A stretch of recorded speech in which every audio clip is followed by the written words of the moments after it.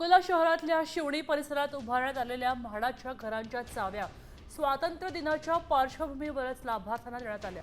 मात्र घर मिळवण्याच्या प्रक्रियेत लाभार्थ्यांकडून मोठ्या प्रमाणात आर्थिक लूट झाल्याचा गंभीर आरोप खुद्द सरकारमधले आमदार अमोल मिटकर यांनी केलाय।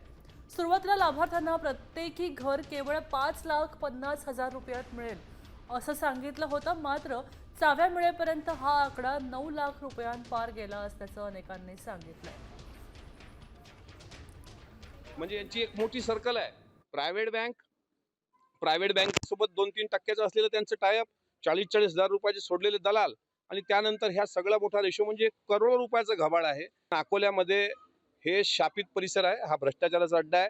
आमच्याकडे तक्रारी प्राप्त झाल्यात, मी लवकरच याबाबत कायदेशीर कारवाई प्रस्तावित करणार आहे। फार मोठं भ्रष्टाचाराचं कुरण हा म्हाडाचा हा परिसर झालेला आहे। त्यामुळे याची गांभीर्याने तक्रार माननीय राज्यमंत्री आणि माननीय मंत्री एकनाथ शिंदे साहेब घेतीलच।